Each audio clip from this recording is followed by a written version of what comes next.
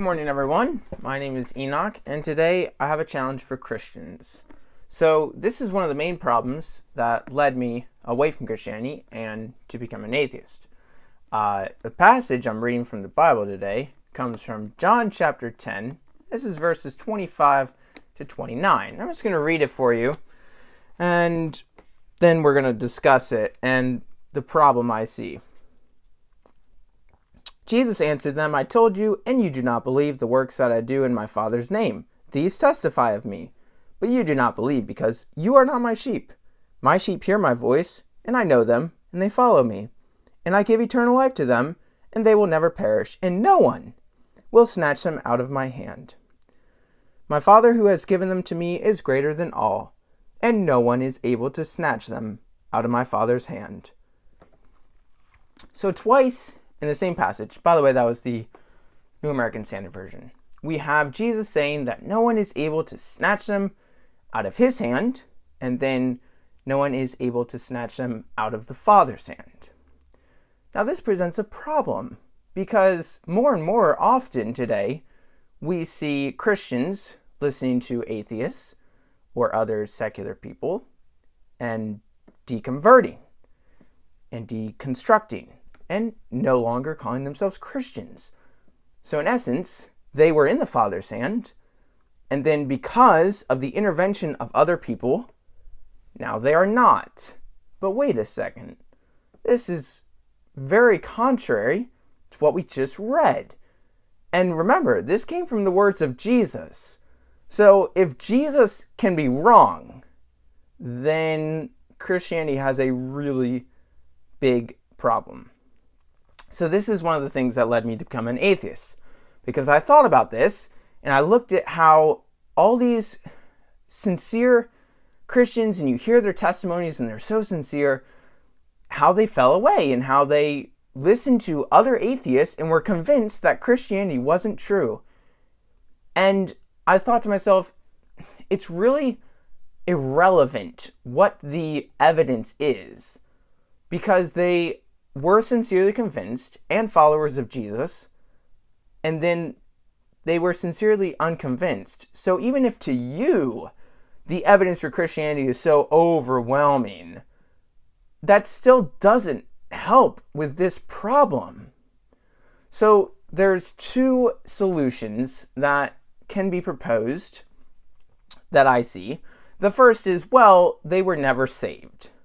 So a lot of Christian turned atheists hear this a lot. Well, you were never truly saved. Well, you didn't really have a relationship with God. Well, you didn't know the Lord. Well, you weren't a follower of Jesus. And, all these things. And I can say for just some of the atheists that I've listened to, they're extremely genuine and sincere. And to say that they weren't saved is, one, it comes off as like an insult, because you're saying you know them better than they know themselves. It's also a no-truth Scotsman fallacy, because basically you're saying, well, you couldn't have been saved because if you really were, this couldn't have happened. And it really just doesn't work. Now, I can't speak for everyone, but I can speak for myself. And I know personally, before I became an atheist, Jesus was everything to me. My faith in him, my life as a Christian, was everything. I wanted my whole life to please Jesus, to win people to the Lord, to see more people get saved. My whole life, I was almost for sure that I was going to go into full-time ministry. I went to Bible school after high school, believing that's where God wanted me to go. I planned at some point during that time to never come home and just go straight to the mission field or become a Bible school teacher or an evangelist. I did everything I knew to do to have the best possible relationship with God that I could. I loved Jesus with my whole heart. I served him. I wanted everything to glorify him. I wanted my whole life to be about him. To say that I wasn't really saved, then no one no one, almost no one, can have any assurance that they're actually saved. And what is this? I mean, how hard is it to be a Christian? How hard is it to be saved? Like, what, does God make it like borderline impossible? That doesn't make any sense. Second solution that I can see proposed is, well, they're still saved. Now, this one I think is at least a little more consistent with common sense. I don't really think it works biblically, though, because belief, according to the Bible, is required for salvation. You have to believe that. You have to believe in Jesus. You have to believe that God rose Jesus from the dead, according to Romans.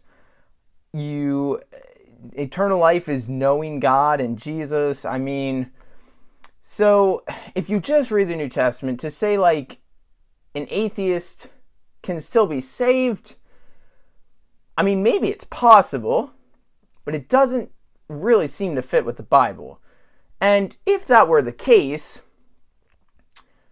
why wouldn't God just tell us that? Like, why wouldn't he communicate with us so that we just don't fall away? Like, if we're saved anyway, like, why doesn't he just bring us to him? I mean, it's kind of difficult.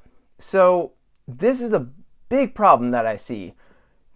We see something in reality that clearly seems to contradict what Jesus himself said, according to John, what Jesus allegedly said. Whether he really said it or not, I mean, I don't know for sure.